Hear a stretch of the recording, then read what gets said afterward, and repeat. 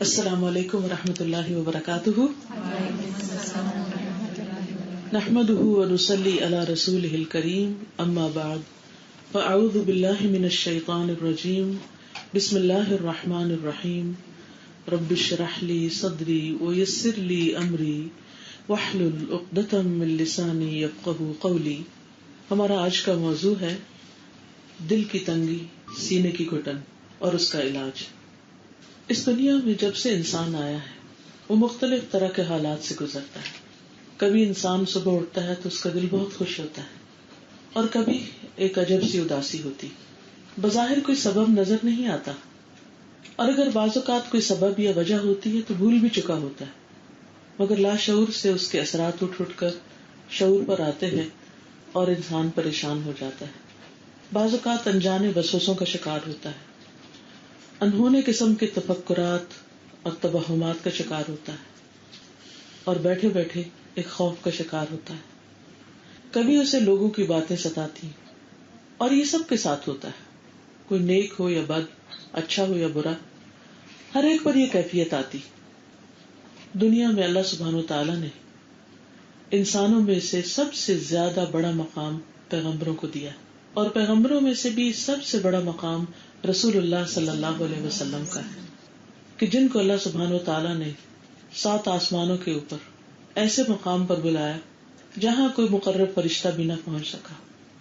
رسول اللہ صلی اللہ علیہ وسلم اللہ سبحانہ وتعالی کے اتنے قریب پہنچے، لوح محفوظ کے اتنے قریب پہنچے کہ جہاں قضاء و قدر لکھنے والے قلم کی آواز تک آپ نے سنی، جہاں تک جبریل بھی نہ پہنچ سکے.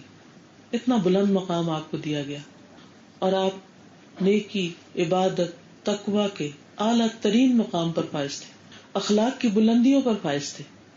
لیکن ان سب چیزوں کے باوجود آپ ایک انسان بھی تھے اور انسان ہونے کے ناطے آپ کے دل پر وہ کیفیات گزرتی تھی جو ہم میں سے کسی کے دل پر بھی گزرتی.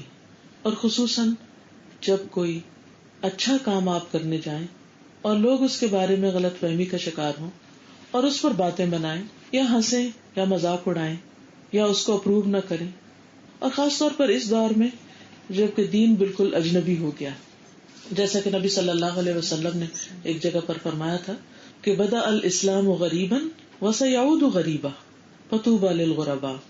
اسلام اجنبیت کی حالت میں شروع ہوا، یعنی اس وقت توحید کی آواز آپ نے اٹھائی جبکہ یہ آواز بالکل اجنبی ہو چکی تھی، اور پھر وسیعود غریبا، ایک وقت آئے گا کہ پھر یہ اجنبی ہو جائے گا. اور آج آپ دیکھیے کہ لوگ مسلمان ہوتے ہوئے بھی اسلام کا معنی نہیں جانتے، اللہ تعالیٰ پر ایمان کا دعویٰ کرتے ہوئے بھی اللہ تعالیٰ کو نہیں پہچانتے، ملائکہ کے بارے میں زیادہ نہیں جانتے. بعضوں کا دل چاہتا ہے کہ یہ دیکھوں کہ بچے دنیا میں اتنا کچھ پڑھ رہے ہیں، اتنا آگے بڑھ رہے ہیں، اتنے انٹیلیجنٹ ہیں، اتنے حاضر جواب، تو دین کے بارے میں کتنا جانتے ہیں.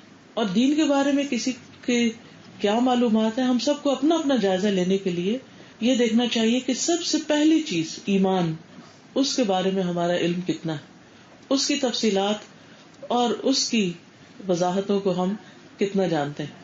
تو ایمان میں اللہ پر ایمان بھی ہے، فرشتوں پر ایمان بھی ہے، آخرت پر، کتابوں پر، رسولوں پر، اچھی بری تقدیر پر.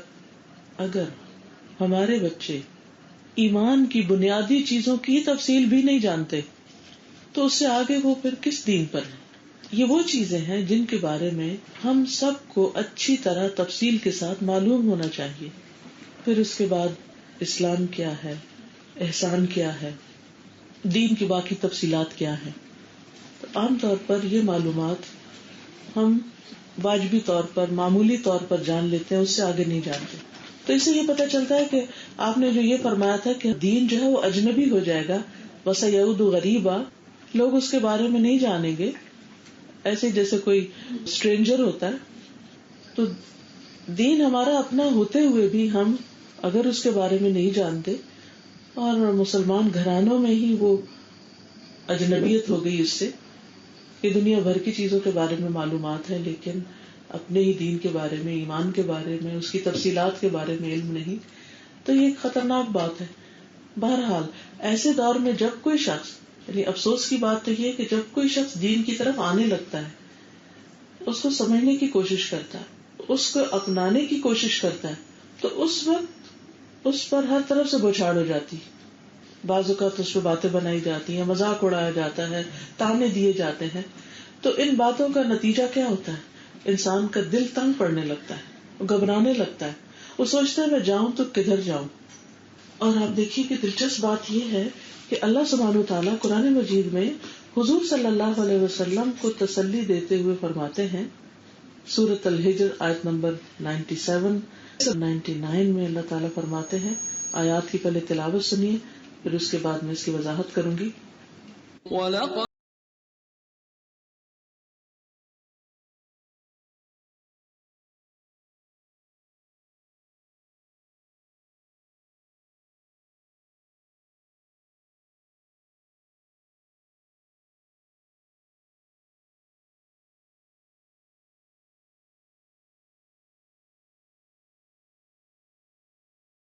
اور بلا شبہ یقیناً ہم جانتے ہیں کہ بے شک آپ کا سینہ اس سے تنگ ہوتا ہے جو باتیں وہ کہتے ہیں. یعنی لوگ جو باتیں بناتے ہیں آپ پر، اس سے آپ کا دل گھٹتا ہے، آپ کو تکلیف پہنچتی ہے، آپ کو غم لاحق ہوتا ہے. اور ہم اس کو اچھی طرح جانتے ہیں. ظاہر ہے اللہ سبحانہ وتعالیٰ سے بڑھ کر دلوں کے حال کون جان سکتا ہے. بعض اوقات ہمارے بہت قریبی عزیز دوست پیارے وہ بھی نہیں جانتے ہمارے اندر کیا کیفیت گزر رہی ہے.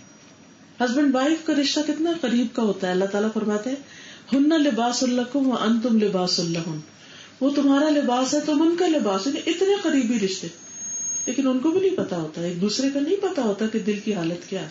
ایک شخص کتنا بھی یہ بتائے کہ میرے اوپر اس وقت کیا گزر رہا ہے، لیکن سب کچھ بتا بھی نہیں پاتا. تو جس رب نے ہمیں پیدا کیا ہے وہ خوب جانتا ہے. تو اللہ تعالیٰ فرماتے ہیں ہمیں اچھی طرح پتا ہے. وَلَقَدْ نَعْلَمُ، البتہ تحقیق یعنی یقینی طور پر ہم جانتے ہیں، أَنَّكَ يَضِيقُ صَدْرُكَ، کہ آپ کا دل بھجتا ہے، تنگ ہوتا ہے، گھٹتا ہے، بِمَا يَقُولُونَ، جو باتیں یہ کرتے ہیں، یعنی آپ کے خلاف جو باتیں بناتے ہیں، آپ پر جو الزام تراشی کرتے ہیں، آپ کا جس طرح مذاق اڑاتے ہیں، یہ سب کچھ ہمیں معلوم ہے. اب اس کا علاج کیا ہے؟ اس کا حل کیا ہے؟ اس کا حل یہ نہیں کہ جو کچھ وہ کر رہے ہیں وہ آپ بھی شروع کر دیں. عام طور پر ہمارا دل کب ٹھنڈا ہوتا ہے یا ہم کس وقت پھر اپنے آپ کو خوش پاتے ہیں؟ جب کوئی ہمیں ایک سنائے تو ہمیں دو سنا سکے. ایک کے بدلے میں ایک سنا کے بھی ہم ٹھنڈے نہیں ہوتے. جب تک پھر خوب خبر نہ لے تو ہمارے اندر کی بڑاس نہیں نکلتی. تو یہ حل نہیں بتایا گیا کیونکہ نبی صلی اللہ علیہ وسلم اخلاق کے بلند ترین مرتبے پر فائز تھے. تو اللہ تعالیٰ فرماتے ہیں کہ آپ کیا کیجئے، 3 کام کیجئے. فسبح بحمد ربک، نمبر 1 اپنے رب کی حمد کے ساتھ تسبیح کریں. تسبیح کا علاج بتایا گیا. دوسری بات وقم من الساجدین، سجدہ کرنے والوں میں سے ہو جائیں، یعنی نماز سے مدد لیں. اور تیسری چیز وَاعْبُدْ رَبَّكَ حَتَّى يَأْتِيَكَ الْيَقِينُ، اپنے رب کی عبادت کریں یہاں تک کہ آپ کے پاس یقین آ جائے، یعنی زندگی کا آخری وقت آ جائے. اس راستے پر قائم رہیں، جمے رہیں. یہ ہے علاج سینے کی گھٹن کا، دل کی تنگی کا. یعنی جب آپ کا دل تنگ پڑے تو ان 3 چیزوں کو لازم کر لیں. اب اس میں ہمارے لیے بھی رہنمائی ہے کہ جب دین کے راستے پہ چلتے ہوئے یا ویسے دنیاوی معاملات میں بھی اگر انسان کے دل میں کسی قسم کی کوئی گھٹن محسوس ہونے لگے، کوئی پریشانی آنے لگے، ڈپریشن ہونے لگے جو آج کل کے ٹرمز میں، تو سب سے پہلا کام کرنے کا کیا ہے؟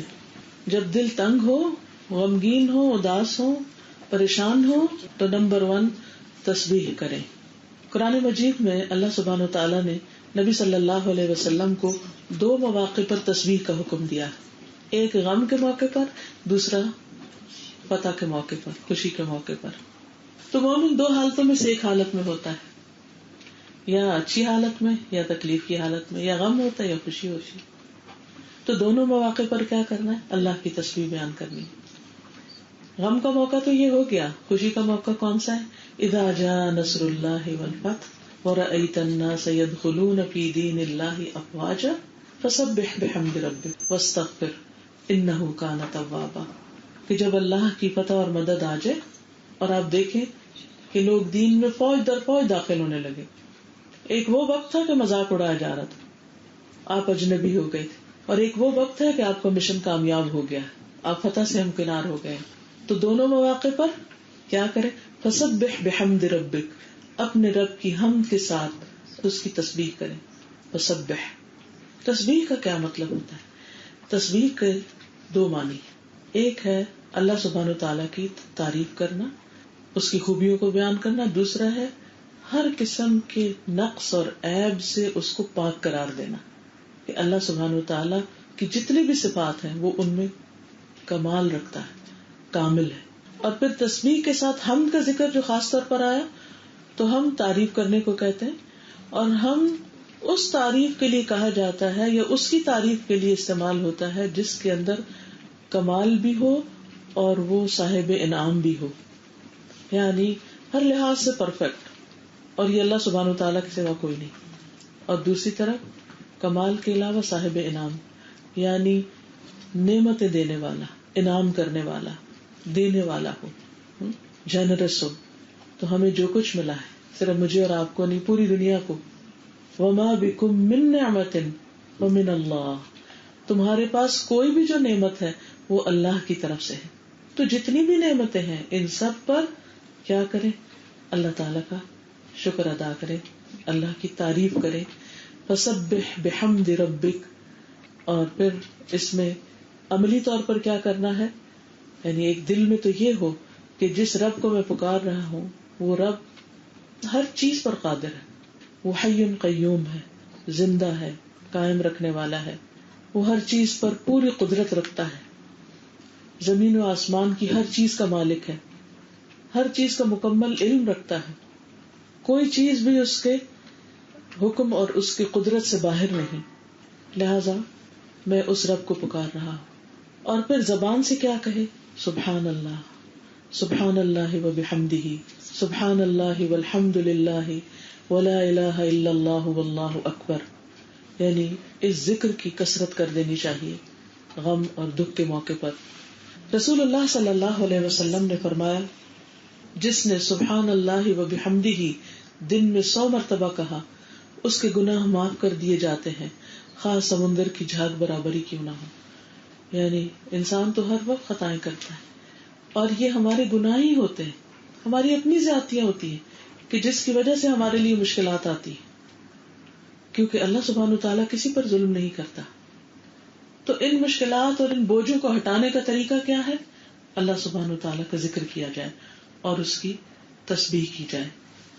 اور اس کی سب سے بڑی مثال یونس علیہ السلام کی مثال ہے کہ جب وہ مچھلی کے پیٹ میں چلے گئے تھے تو اس وقت غم کے مارے ان کا جو حال ہوا تھا، اس کو تھوڑا سا آپ سمجھ سکتے ہیں کہ اگر آپ کبھی لفٹ پہ جا رہے ہوں اور لفٹ سٹک ہو جائے درمیان میں اور اس کی لائٹ آف ہو جائے، حتیٰ کہ آف نہ بھی ہو، روشن بھی ہو، شیشے کی لفٹ میں بھی جا رہے ہوں، تب بھی وہ جو دیوار کے سامنے سے گزرتا ہے اور تھوڑی سا جو بلاکیج آتا ہے تو ایسے دل بند ہوتا ہے کہ یہ کسی تنگ جگہ پر پھنس گئے ہم. یا کبھی کسی کمرے کے اندر ہو یا کسی بھی ایسی جگہ پر جہاں پر آپ کو شدید تنہائی کا احساس اور ایک خوف کی لہر دوڑ جائے آپ کے اندر، تو اس وقت سوچیں کہ اس وقت کو امیجن کر کے سوچیں کہ یونس علیہ السلام کا حال کیا ہوا ہوگا کہ جب وہ مچھلی کے پیٹ میں ایک تنگ جگہ، اندھیرے میں، ایک گندی جگہ، ایک اسٹمک تھا، تو وہ کیسی جگہ ہوگی کہ جہاں وہ پہنچ گئے اور آنن فانن پہنچ گئے. ادھر کشتی سے گرائے گئے اور ادھر مچھلی کے پیٹ میں چلے گئے، اور مچھلی بھی لے کے سمندر کے اندر اتر گئی. تو سمندروں کے اندھیرے، مچھلی کے پیٹ کے اندھیرے اور غم کے اندھیرے. تو اللہ سبحانہ وتعالیٰ سورۃ الانبیاء 87 اور 88 میں فرماتے ہیں، آیت بہت مشہور ہے، آپ سب نے سن رکھی ہوگی، کو جب وہ غصے سے بھرا ہوا چلا گیا، بس اس نے اپنی قوم پر غصے ہوئے تھے اور ان کو چھوڑ کے ناراض ہو کے چلے گئے تھے. اللہ کے پیغمبر ہیں لیکن انسان ہے نا، تو اس لیے ایسی کیفیات آتی ہیں. اور جب کوئی انتہائی تنگ کر دے تو غصہ آ جانا ہیومن نیچر ہے. تو غصے سے بھرا ہوا چلا گیا. اس نے سمجھا کہ ہم اس پر گرفت تنگ نہ کریں گے، اس کو پکڑ نہیں سکتے. تو اس نے اندھیروں میں پکارا کہ تیرے سوا کوئی معبود نہیں، لا الہ الا انت سبحانک، تو پاک ہے، انی کنت من الظالمین، یقیناً میں ظلم کرنے والوں میں سے ہو گیا ہوں. تو ہم نے اس کی دعا قبول کر لی اور اسے غم سے نجات دے دی. اور اسی طرح ہم ایمان والوں کو نجات دیتے ہیں. یعنی باقی بھی جو ایمان رکھتے ہیں ان کو بھی ہم اس کلام کے ساتھ اس طریقے پر دعا مانگنے کی وجہ سے نجات دیتے ہیں. تو یہ ہمارا یقین ہونا چاہیے کہ اللہ سبحانہ وتعالیٰ کی بات سچی ہے. وَمَنْ أَصْدَقُ مِنَ اللَّهِ قِيلًا وَمَنْ أَصْدَقُ مِنَ اللَّهِ حَدِيثًا. اللہ سے بڑھ کر اپنی بات میں سچا کون ہو سکتا ہے؟ تو یہ اللہ کی بات بالکل سچی بات ہے کہ انہوں نے غم میں پکارا اور اللہ تعالیٰ نے ان کا غم دور کر دیا. اور کن الفاظ سے پکارا؟ لا الہ الا انت سبحانک انی کنت من الظالمین. دوسری جگہ پر اللہ تعالیٰ فرماتے ہیں فلولا انہ کان من المسبحین للبث فی بطنہ الی یوم یبعثون. پھر اگر بات یہ نہ ہوتی کہ بے شک وہ تسبیح کرنے والوں میں سے تھا تو یقیناً اس مچھلی کے پیٹ میں اس دن تک رہتا جس میں لوگ اٹھائے جائیں گے. یعنی اللہ تعالیٰ صاف فرما رہے ہیں کہ اگر یونس علیہ السلام تسبیح نہ کرتے تو قیامت تک مچھلی کے پیٹ میں ہی رہتے, وہ اس غم میں ہی رہتے. وہ مچھلی کا پیٹ ان کے لیے ان کی قبر بن جاتا, قیامت تک اس میں رہتے, اس سے نہ نکالے جاتے. تو اس سے کیا پتہ چلتا ہے کہ رنج, غم, دکھ, تکلیف کے موقع پر بر وقت علاج کرنا اور صحیح علاج کرنا بہت ضروری ہے. اور وہ کیا ہے؟ اللہ کا ذکر اور اس کی تسبیح, اور پورے یقین کے ساتھ اس تسبیح کو ادا کرنا.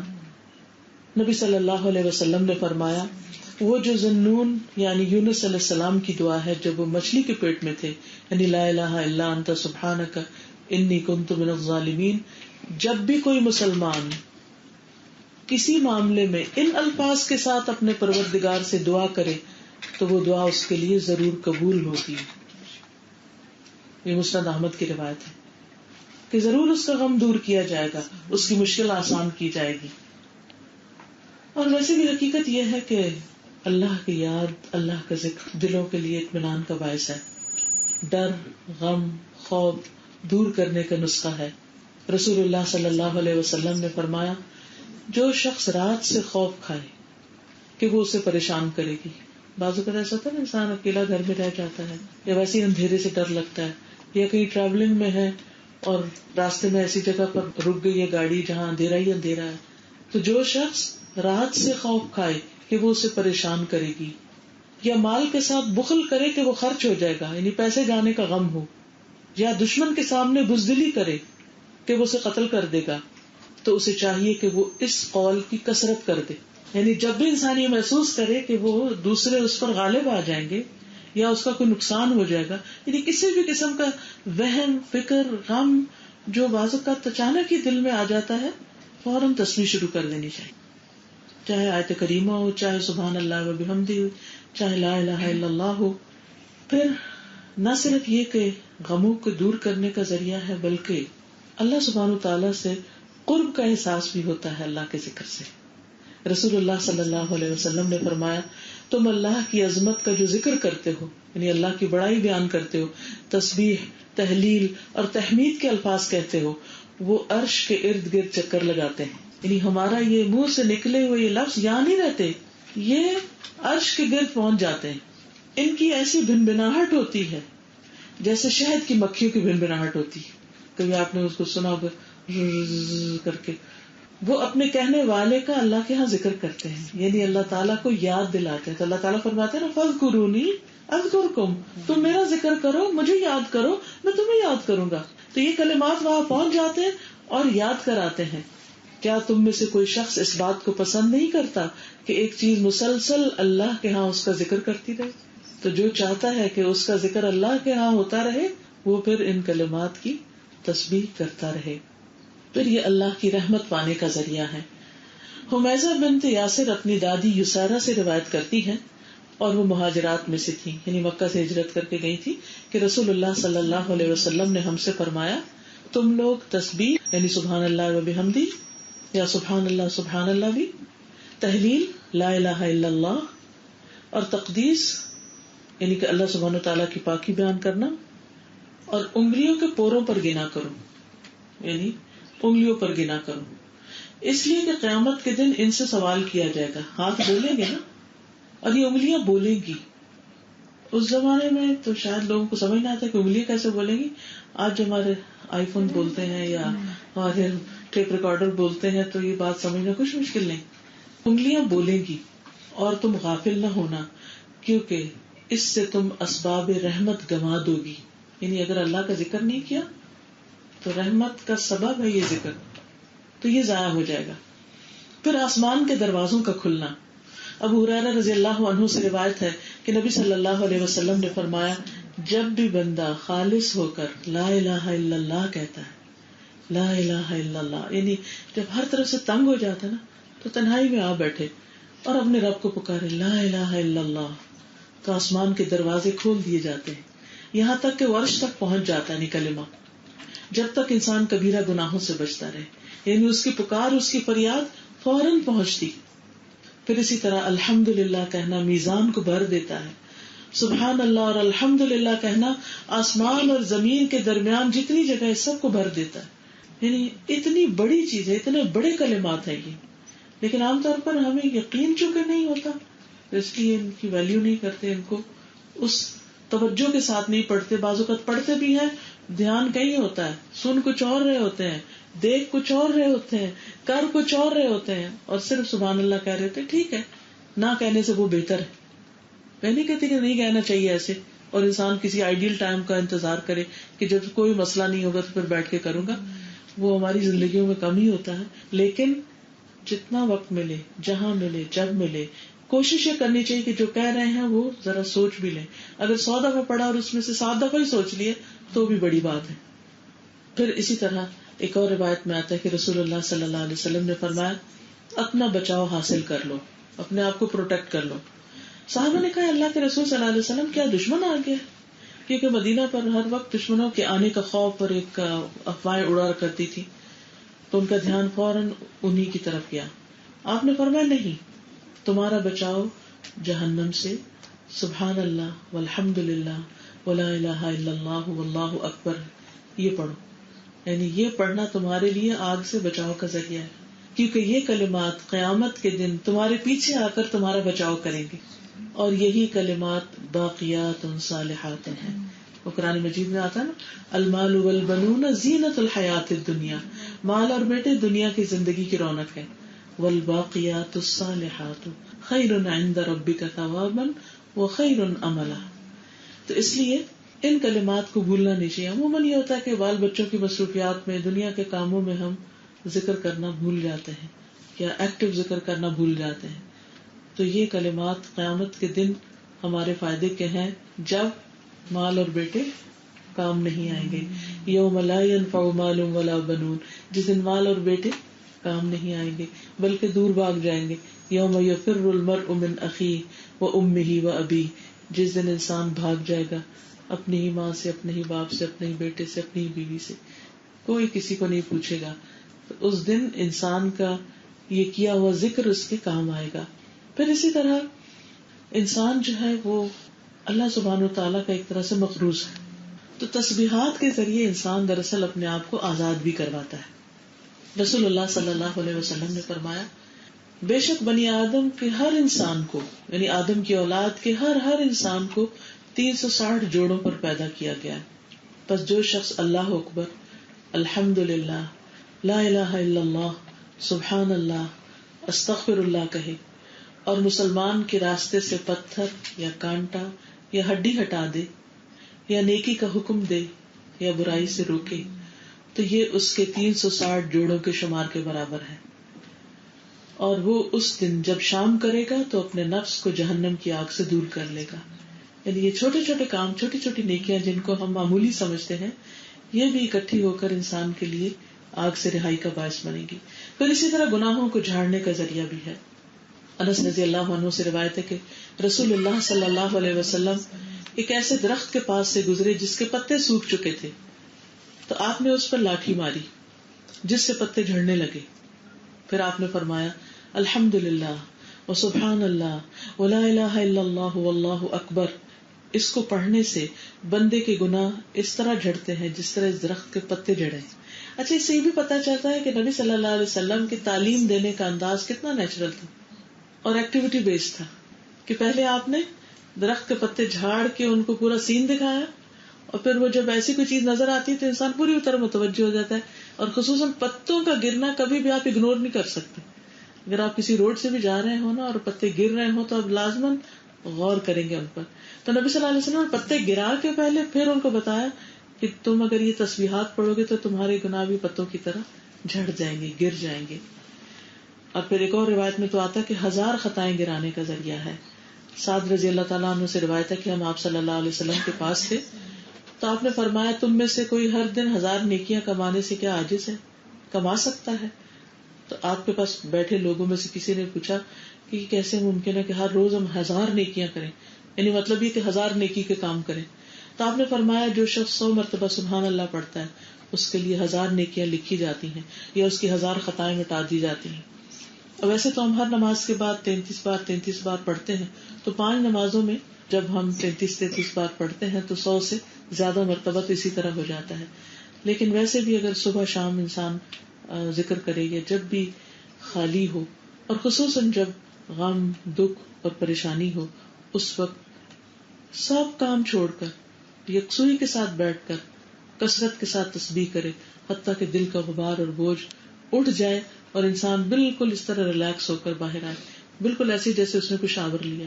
اور دیکھیے جب یہ پڑھ رہا ہوگا, یعنی وہ شاور والی کیفیت کیوں ہے کہ شاور لے کے باہر آتے ہیں تو آپ ریلیکس ہوتے ہیں, کیونکہ آپ کی میل کچیل اور امپیورٹیز جو ہے وہ آپ سے دھل جاتی ہیں.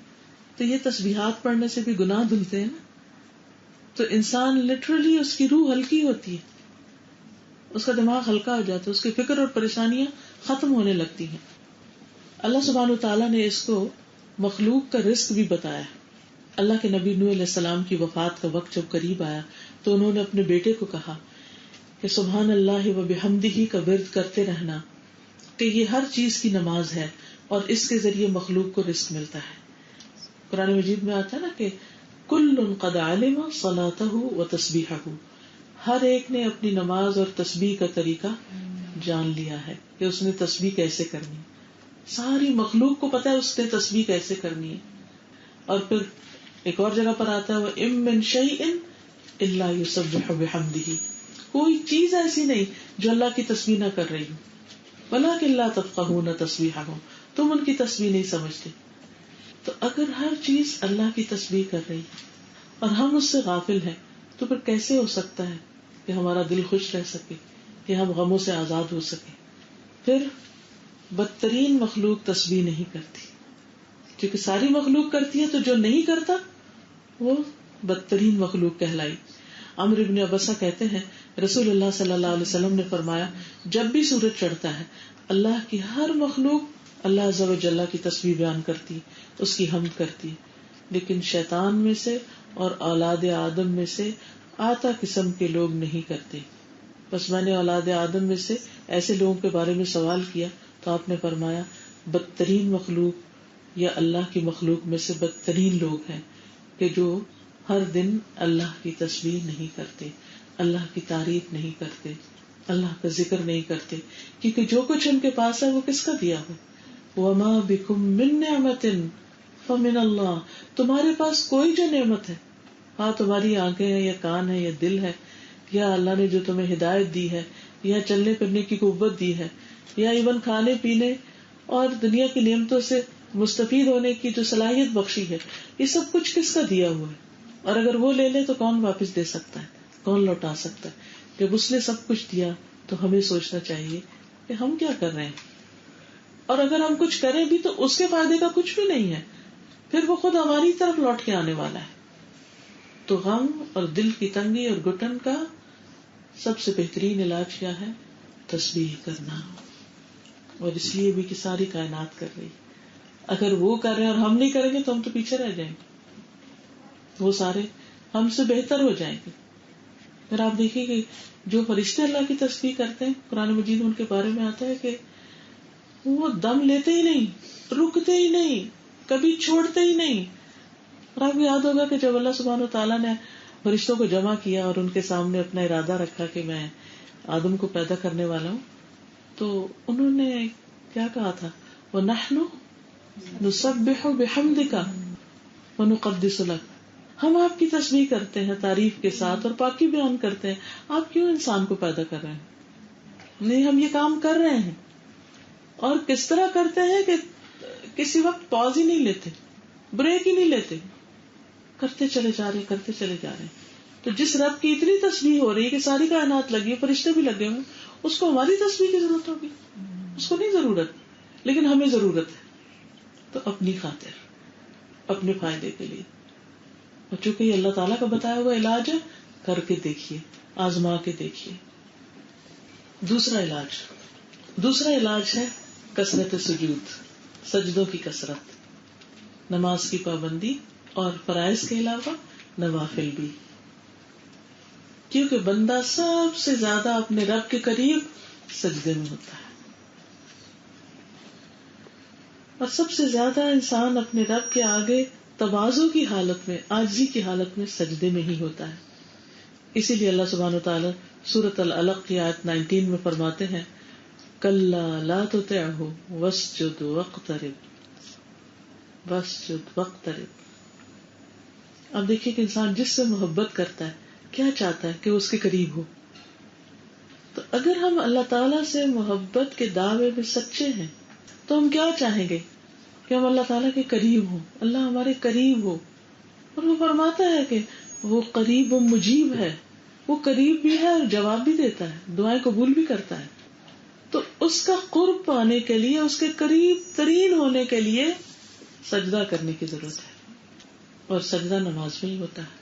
تو اللہ تعالیٰ فرماتے ہیں کہ جو تمہیں سجدے سے روکتے ہیں ان کی بات نہیں مانو، ان کا کہنا نہیں مانو، اور سجدہ کر کے اپنے رب کے قریب ہوتے چلے جاؤ.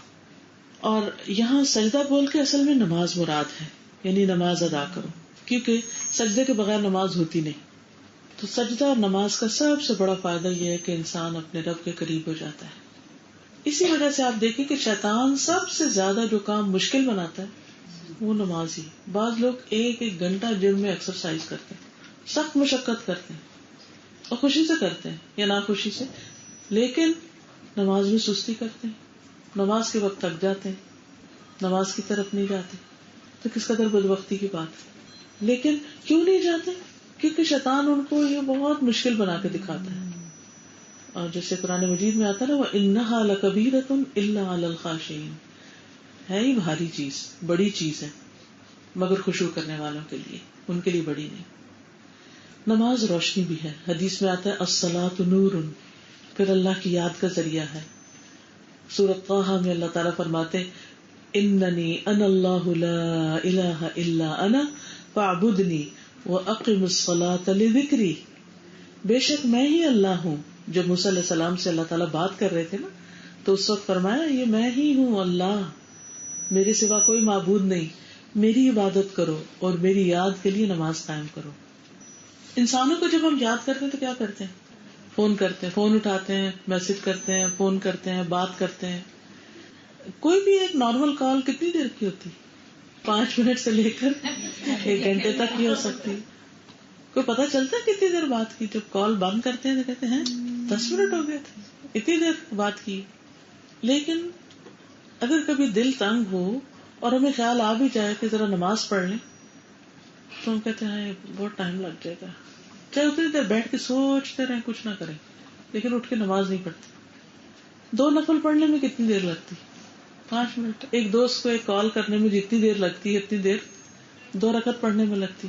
اور بہت سا بوجھ ختم ہو سکتا ہے، بہت سی پریشانی دور ہو سکتی ہے، اور اللہ تعالیٰ کا قرب نصیب ہوتا ہے، اللہ تعالیٰ کا کہ محبت محسوس ہوتی ہے. انسان لازمی طور پر ریلیکس ہوتا ہے. مشکل ضرور ہے لیکن اس کے بعد فائدہ بھی بہت ہوتا ہے.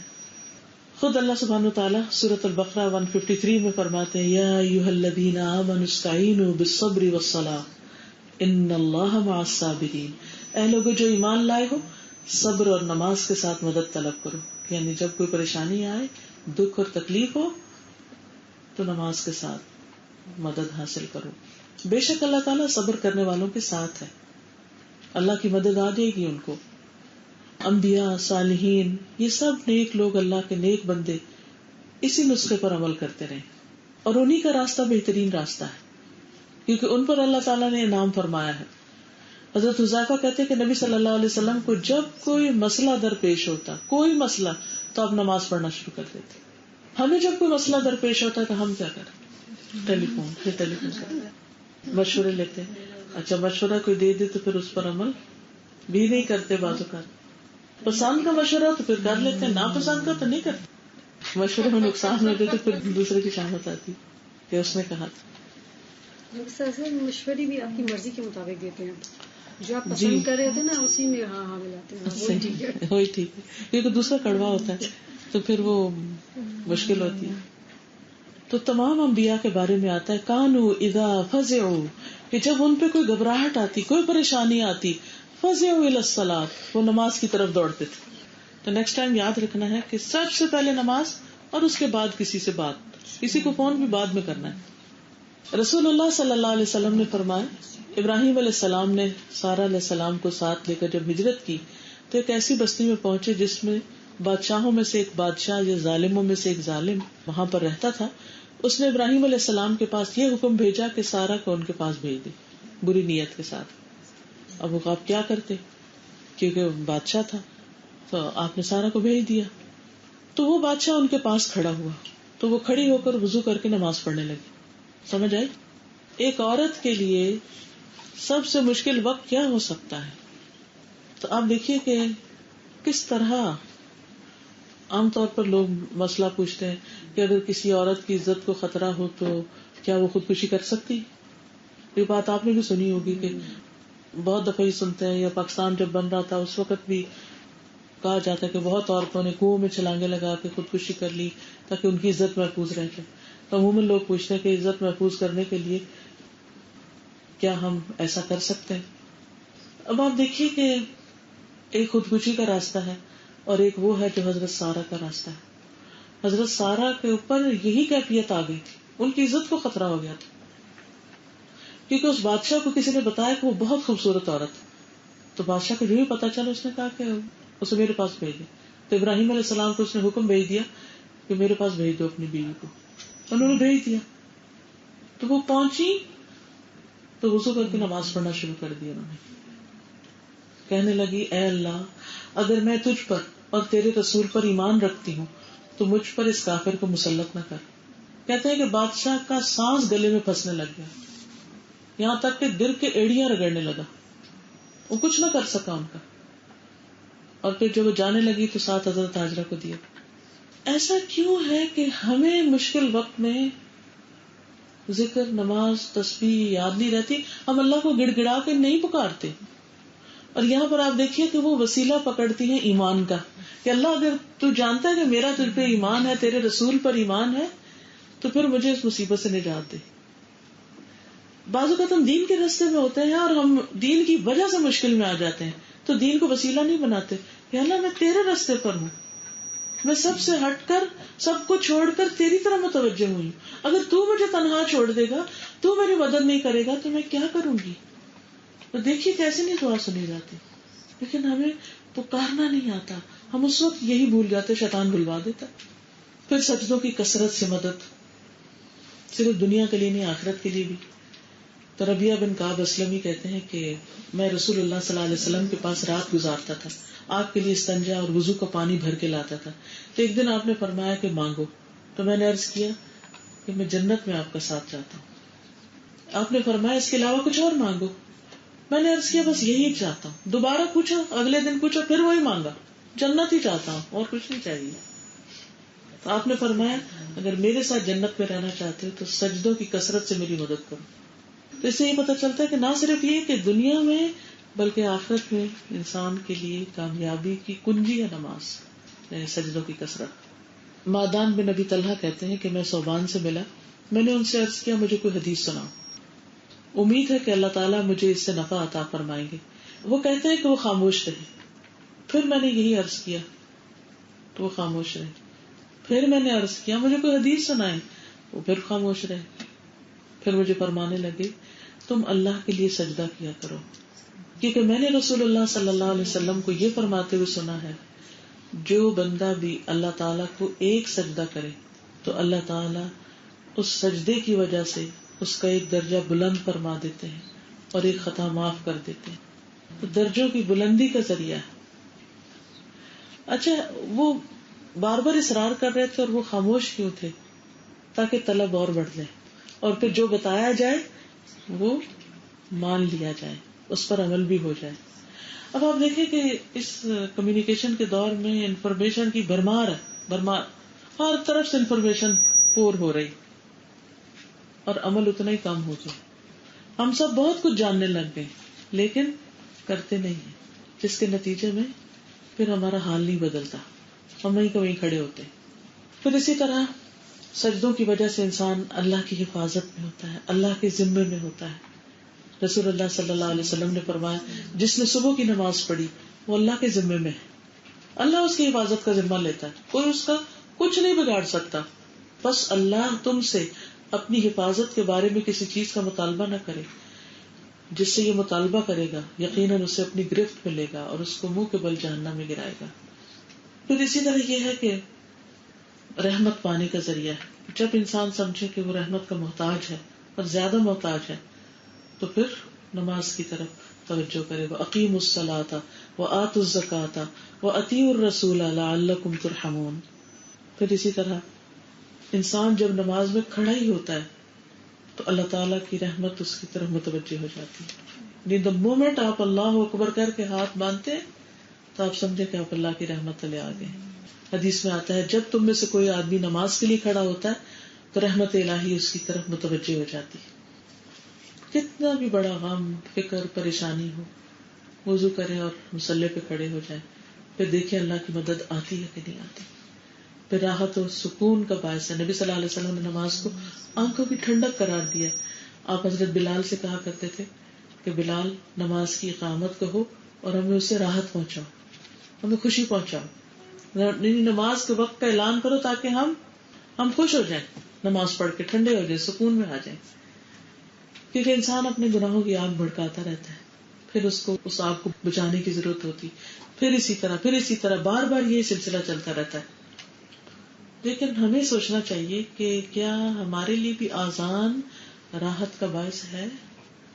کہ آذان ہو تو ہم خوش ہو جائیں کہ اوہ آنکھوں کی ٹھنڈک، سکون کا وقت آ گیا کہ میں سب کچھ چھوڑ کر اپنے رب سے ملاقات کروں اور میرے دل میں ایک اطمینان آ جائے. بہت سے لوگ تو اذان کی آواز سن کے گھبرانے لگتے ہیں. وہ ایسے علاقے میں گھر نہیں لیتے جہاں مسجد قریب ہو، تاکہ ڈسٹربنس ہوتی.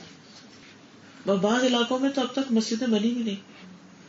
آپ خود سوچئے کہ مسجد اللہ کا گھر ہے، ہم اپنے گھر بڑے بڑے محلات بنا لیں اور ان میں اللہ کے گھر کے لیے کوئی جگہ ہی نہ رکھیں تو ہم کیسے مسلمان ہیں؟ کیسے مسلمان؟ یعنی وہ چیز جو رحمت کھینچ کے لاتی ہے ہم اسی سے دور ہو جائیں. جہاں اذان ہوتی ہے وہاں سے شیطان بھاگنے لگتا ہے. تو کیا ایسی جگہوں پر رہیں جہاں پر کہیں اذان کی آواز نہ آئے؟ اس لیے اپنے ایمان کا اگر جائزہ لینا ہے نا تو اذان کے وقت لیا کریں کہ اذان کی آواز سن کے دل کی کیفیت کیا ہوئی ہے، خوشی ہوئی ہے کہ پریشانی ہوئی ہے کہ اوہ پھر نماز کا وقت آ گیا، اوہ پھر اب یہ کام چھوڑنا پڑے گا، اللہ میں تو بہت ہی مصروف تھی اور اب پھر اوہ اتنی جلدی اذان ہو گئی. نہیں، بلکہ بار بار دھیان رہنا چاہیے کہ اذان کیوں نہیں ہوئی، اذان کب ہو رہی ہے، کہ ایک انتظار رہے. یہ ایمان کی پہچان ہے. اور خوشی سے جائے نماز کی طرف بڑھے، بھاگتے ہوئے، نہ کہ سستی کے مارے. کیا بتایا گیا قرآن مجید میں؟ کون سستی کے مارے جاتا ہے نماز کی طرف؟ ہم سب کو پتا ہے. وَلَا يَأْتُونَ إِلَى الصَّلَاةِ إِلَّا وَهُمْ كُسَالَىٰ، بھاری قدموں کے ساتھ. پھر نماز آ گئی. تو ہمارے غم کیسے دور ہوں، دکھ اور پریشانیاں کیسے جائیں گی جب ہم ان طریقوں پر عمل ہی نہ کریں جو ہمیں بتائے گئے ان کو دور کرنے کے لیے. پھر قرآن مجید میں سورۃ البقرہ میں اللہ تعالیٰ فرماتے ہیں ان الذین آمنوا وعملوا الصالحات واقاموا الصلاة وآتوا الزکاة لهم اجرهم عند ربهم ولا خوف علیہم ولا هم يحزنون. بے شک وہ لوگ جو ایمان لائے اور انہوں نے نیک اعمال کیے اور نماز قائم کی اور زکوٰۃ ادا کی، ان کے لیے ان کا اجر ان کے رب کے پاس ہے، ان پر نہ کوئی خوف ہوگا نہ وہ غمگین ہوں گے. پھر ایک اور موقع پر آپ نے فرمایا ہر نماز کے وقت ایک منادی کرنے والا بھیجا جاتا ہے. وہ کہتا ہے اے آدم کے بیٹو اٹھو اس آگ کو بجھا دو جو اپنے نفسوں کے لیے تم نے جلا لی ہے. یعنی گناہ کر کے جو آگ اپنے لیے بھڑکائی ہے اٹھو اور اس کو بجھاؤ. وہ کھڑے ہوتے ہیں, مکمل وضو کرتے ہیں تو ان کی آنکھوں سے گناہ جھڑتے ہیں, نماز پڑھتے ہیں تو ان دونوں نمازوں کے درمیان ہونے والے گناہ بخش دیے جاتے ہیں. پھر وہ لوگ اس کے درمیان آگ جلاتے ہیں, یعنی دوبارہ اگلی اذان سے پہلے تک. پھر ظہر کا وقت ہوتا ہے, پھر اسی طرح اعلان ہوتا ہے, پھر وہ بجھاتے ہیں.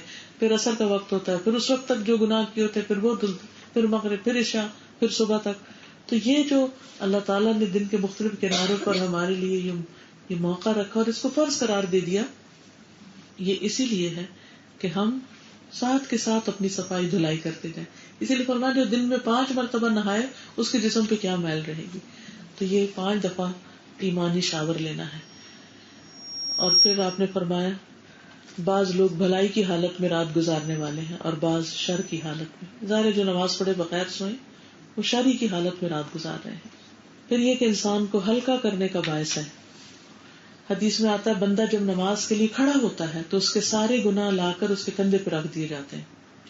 جب وہ رکوع کرتا ہے, سجدہ کرتا ہے تو سب گر جاتے ہیں. لیکن ہم نے کبھی اس طرح امیجن نہیں کیا. یہ سلسلہ صحیحہ کی حدیث.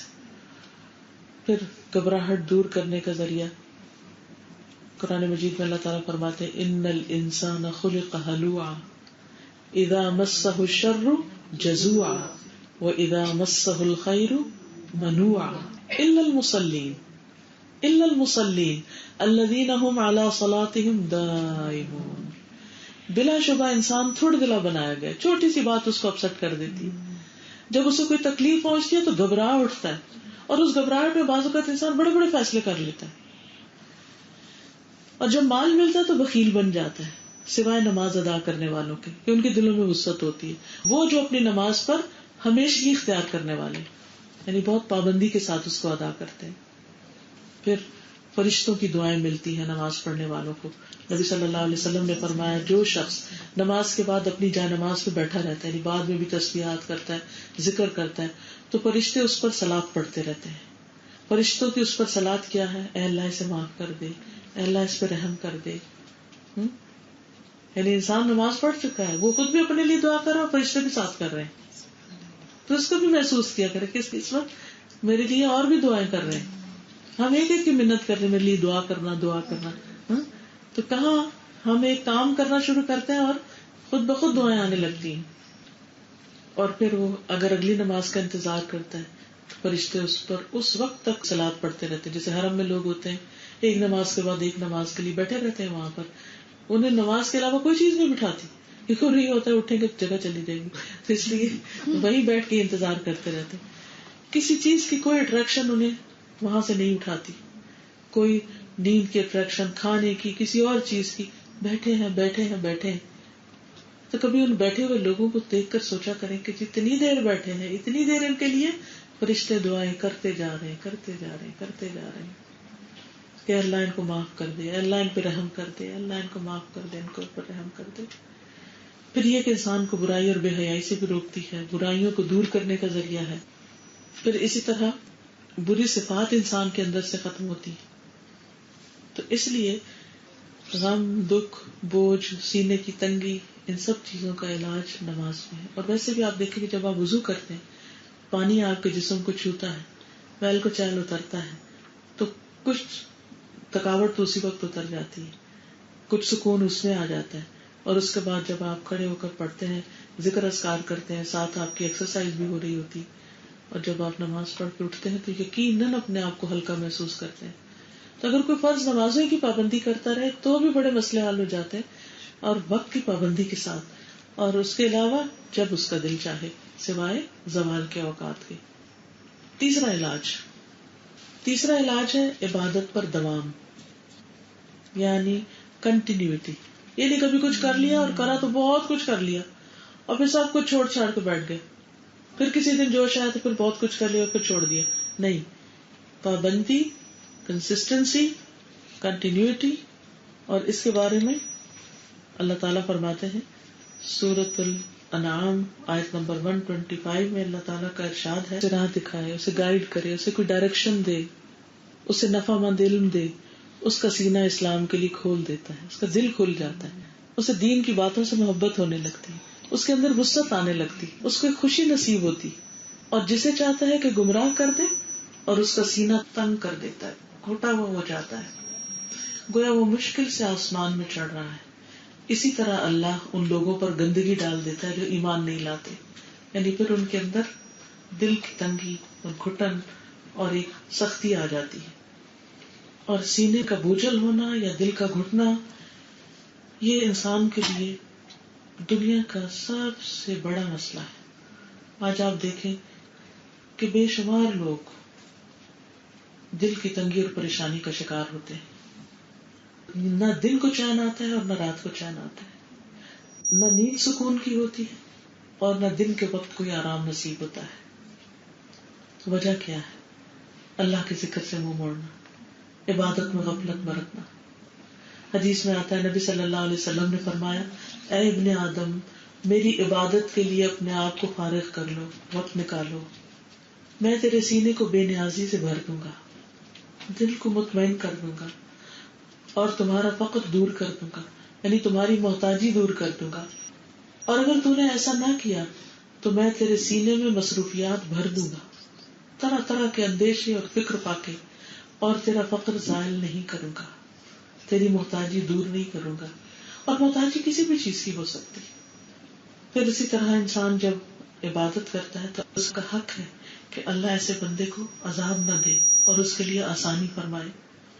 ایک اور جگہ پر آتا ہے، ابن عباس کو حضور صلی اللہ علیہ وسلم نے فرمایا تھا جب آپ ان کے ساتھ سواری پر بیٹھے ہوئے ان کے پیچھے ہی سفر کر رہے تھے کہ احفظ اللہ یحفظک، احفظ اللہ تجدہ تجاہک. کیا بیٹے، اللہ کی حفاظت کرو، وہ تمہاری حفاظت کرے گا. اللہ کی حفاظت کرو، تم اسے اپنے سامنے پاؤ گے. اللہ کی حفاظت، اللہ تعالیٰ تو ہماری حفاظت کرتا ہے. مطلب یہ ہے کہ اللہ کی حدود کی حفاظت، اللہ تعالیٰ کے احکامات کی حفاظت، اللہ نے جو فرائض عائد کیے ان کی حفاظت. والذین هم علی صلاتهم یحافظون، یعنی نمازوں کی حفاظت، وضو کی حفاظت کہ بے وضو نماز نہ پڑھے انسان، اپنے اوقات کی حفاظت، امانتوں کی حفاظت، وعدوں کی حفاظت، قسموں کی حفاظت. ان تمام چیزوں کی حفاظت کا ذکر قرآن مجید میں آتا ہے. تو ان چیزوں کی حفاظت جو انسان کرے گا اللہ تعالیٰ اس کی حفاظت کرے گا، اس کو پروٹیکٹ کرے گا، اور تم اللہ کو اپنے سامنے پاؤ گے. یعنی مطلب یہ ہے کہ وہ ہر مشکل اور غم کے وقت تمہارا ساتھ دے گا، تمہاری مدد کرے گا. ایسے لوگوں کو عرش کا سایہ نصیب ہوگا. حدیث میں آتا ہے 7 قسم کے لوگ ہیں جنہیں قیامت کے دن اللہ تعالیٰ اپنے عرش کے سائے میں جگہ دے گا جس دن کوئی سایہ نہ ہوگا. اور اس میں سے ایک وہ نوجوان جس کی جوانی اللہ کی عبادت میں گزری. پھر اسی طرح اللہ تعالیٰ کو وہ کام پسند ہے جو مسلسل کیا جائے، چھوڑا نہ جائے، چاہے وہ چھوٹا سا ہی کیوں نہ ہو. اور اس سے فائدہ یہ ہوتا ہے کہ انسان پھر گرو کرتا رہتا ہے. مثلا اگر کوئی شخص کسی دن بہت کچھ کھا لے اور پھر کئی دن تک کچھ بھی نہ کھائے تو کبھی بھی صحت مند نہیں ہو سکتا. اسی طرح اگر کوئی شخص رمضان میں تو خوب عبادت کر لے اور اس کے بعد سب کچھ چھوڑ کے بیٹھ جائے، یا حج کر لے اور اس کے بعد کچھ نہ کرے، تو یہ انسان کے لیے درست نہیں. مطلوب کیا ہے کہ تسلسل کے ساتھ عبادت کی جائے، کیونکہ یہاں اللہ تعالیٰ نے غم سے بچنے کا تیسرا طریقہ جو بتایا، وَاعْبُدْ رَبَّكَ حَتَّىٰ يَأْتِيَكَ الْيَقِينُ، زندگی کے آخری دن تک عبادت کرتے رہو. اور نبی صلی اللہ علیہ وسلم حالانکہ اللہ تعالیٰ کے محبوب بندے تھے، لیکن شکر گزاری کے لیے رات کو اتنا لمبا قیام کرتے کہ آپ کے پاؤں پر ورم آ جاتا. اور جب آپ سے کہا گیا کہ آپ اتنی مشقت کیوں کرتے ہیں، تو فرمایا کہ افلا اکون عبدا شکورا، کیا میں اللہ کا شکر گزار بندہ نہ بنوں. پھر اسی طرح عمرو بن مرہ جوہنی کہتے ہیں کہ قبیلہ بنو قزاع میں سے ایک شخص رسول اللہ صلی اللہ علیہ وسلم کی خدمت میں حاضر ہوا. عرض کیا، میں گواہی دیتا ہوں کہ اللہ کے سوا کوئی معبود نہیں اور آپ اللہ کے رسول ہیں، اور میں 5 نمازیں پڑھتا ہوں، رمضان کے روزے رکھتا ہوں، اس کا قیام بھی کرتا ہوں، یعنی تراویح پڑھتا ہوں، زکوٰۃ دیتا ہوں. آپ نے فرمایا جو شخص ان اعمال پر فوت ہوا وہ صدیقین اور شہداء میں سے ہے، یعنی سیدھے راستے پر ہے. گویا آخرت کا انجام اور آخرت کا مقام اگر انسان کا محفوظ ہو تو زندگی بھی انسان کی بہترین گزرتی ہے. اور پھر قرآن مجید میں اللہ تعالیٰ بھی فرماتے ہیں وَلَا تَمُوتُنَّ إِلَّا وَأَنْتُمْ مُسْلِمُونَ، کہ تمہارا تمہاری موت نہ آئے مگر اس حال میں کہ تم اللہ کے فرمانبردار ہو. پھر یہ کہ نیک اعمال پر خاتمہ ہو، کیونکہ انما الاعمال بخواتیمہا، اعمال کا دار و مدار ان کے خاتمے پر ہے کہ آخر میں کیا کر رہے تھے. امام ابن تیمیہ کے بارے میں آتا ہے کہ ان کو 3 مرتبہ جیل میں ڈالا گیا. تیسری مرتبہ جب ان کو جیل میں بھیجا گیا تو وہ عرصہ کچھ لمبا تھا اور ان کی جیل میں ہی وفات ہوئی تھی. تو ان کے ساتھ ان کے بھائی اور ان کے ایک شاگرد ابن القیم الجوزیہ بھی ان کے ساتھ تھے.